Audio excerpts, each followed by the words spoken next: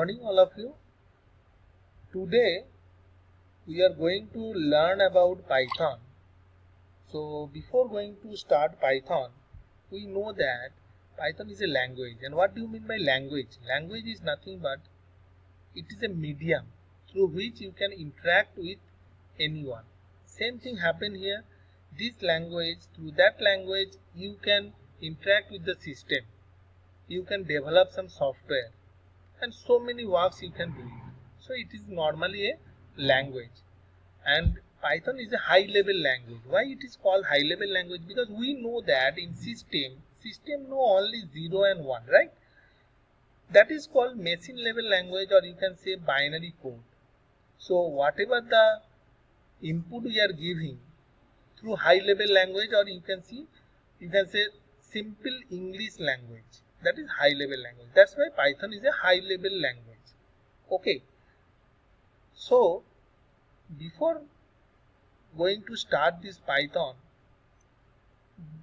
don't think that you have a brief knowledge or you have a strong knowledge of C and C++, then only you can only understood Python. No, for Python no need to use or no need to know any about any other language. If you don't know any language, you don't have any idea about programming languages like C, C++, then also you can easily learn Python, because it is a very easy code, a very easy language, simple English language.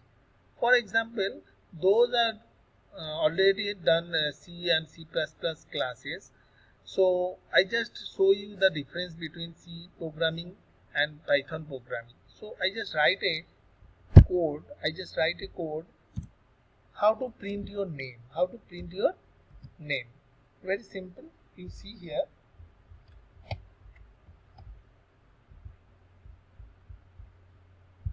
In C programming, what you are doing? You are doing as include stdio.h, then void main printf. Suppose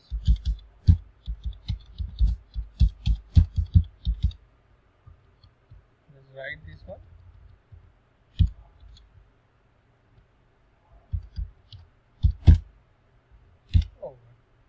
So when you execute this one, what you have to do? First compile this one, then run this one. Okay.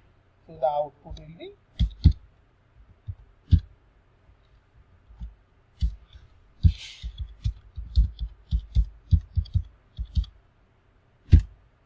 so here you see lines of coding. How many lines of codings are there?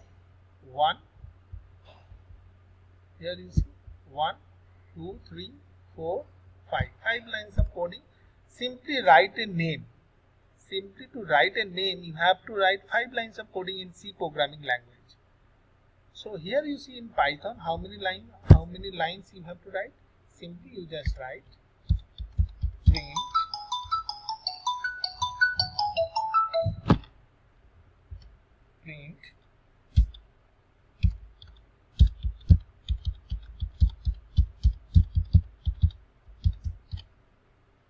that's all. Here you see you are using here semicolon. No need to write any semicolon. Nothing. No need to write anything. Just you write a single line. You just write print this one. You will get the result. Here you see.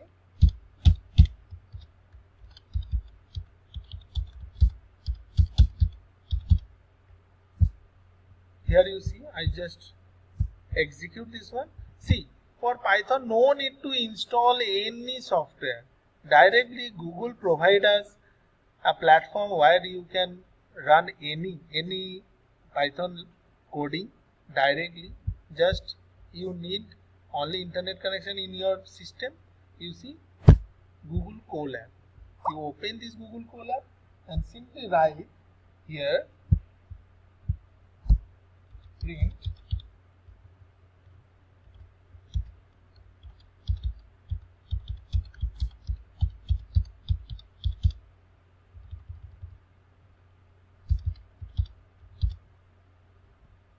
execute this one. I just click on this arrow, you will see the output.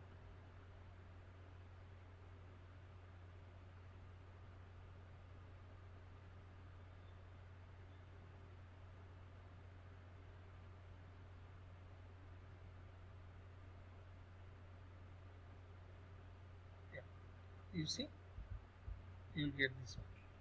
So how many lines of coding you have to do to print your name? Only one line. But in Java, in C, in C++, you have to write more lines. So we know that a programmer, when write the program, he or she has to take care about the time complexity and space complexity. Because what is time complexity? The amount of time taken by the compiler to execute this program is called time complexity of that program. And space complexity, the amount of time, the amount of space stored inside the memory for a particular program, that is called space complexity of the program. So we know that time is money. So if your program will be faster, if your lines of coding will be small or less number of lines of coding will be there, so definitely compiler will compile your program and execute it very short time of period. So it will take less time. That means time complexity is very less. So the efficiency of the program is more. Next one is your UC. Basically Python, what is Python? Python is nothing but, now come to the topic, Python is a general purpose high level language.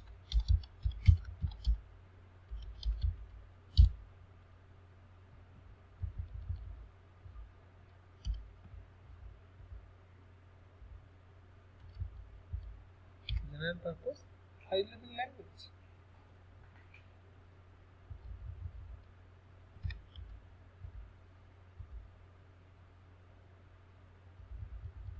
Or you can say high level programming language. High level means why? Why high level? High level is simple English language. Nothing more than that. Simple English language. So who can discover this particular language?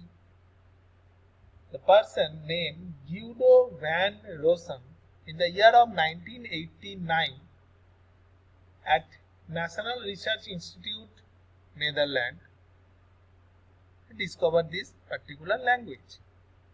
Who discovered this one? Guido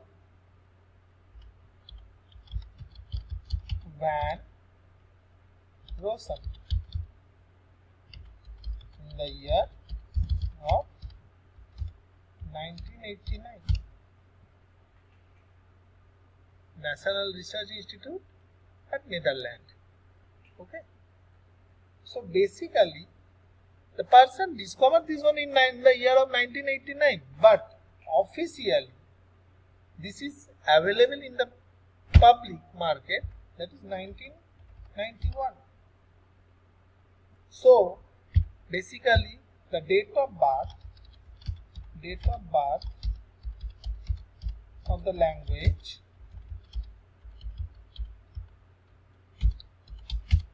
is 1991 20th Feb. Official date of birth of this language is your 1991 20th Feb. Basically, from where this name discovered?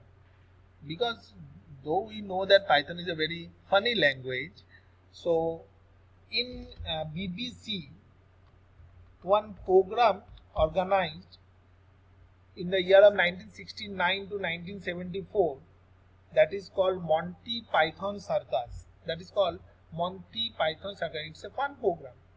From that particular circus, Guido van Rossum select the word Python. That is Monty Python Circus. Also, you see this particular Python language taking all programming features from different languages. Why it is very most powerful language? Why it is called most powerful language? Because it can take the features of all other languages. What are the features? Basically, you see, first one is here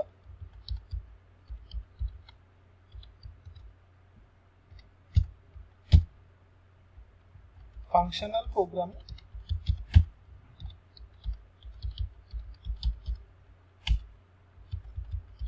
Features. We know functional programming features mean functional programming is C programming, C language you can say. Then object oriented feature from C++. Third one, scripting.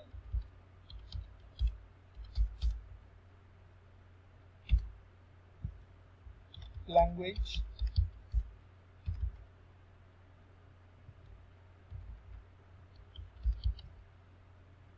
Features from Perl and Shell script. Perl and Shell script. Next one is here modular programming feature from Modulo 3. These are the features: C programming, functional programming from C languages, object-oriented features from C++, scripting language features from Perl and Shell script, modular programming features from Modulo 3. And always remember one thing: most of the syntax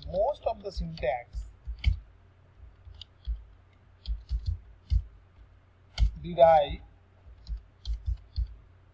from C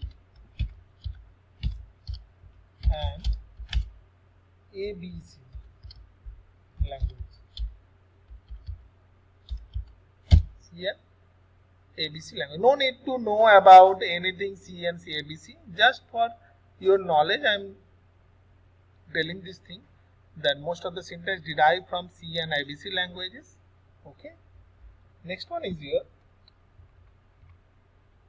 where we can use this Python. Most important thing, where we can use. See, you can use anywhere. First one is here, you can develop desktop application. You can develop web application.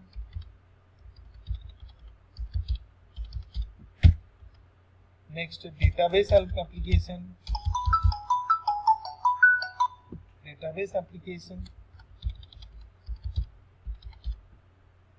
Next one, for networking purpose also you are using network application. Then also you can develop the games.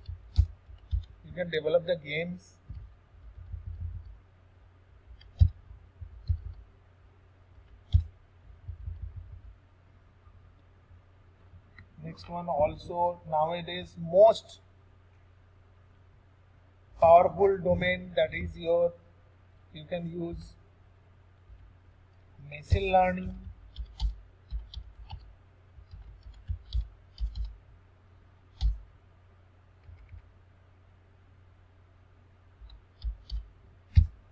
Next one also you can use here, nowadays you know how the term about data analytics, that is data analysis purpose also we are using.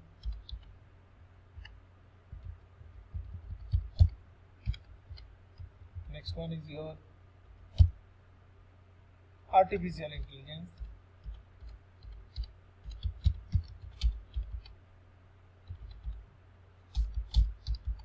Application.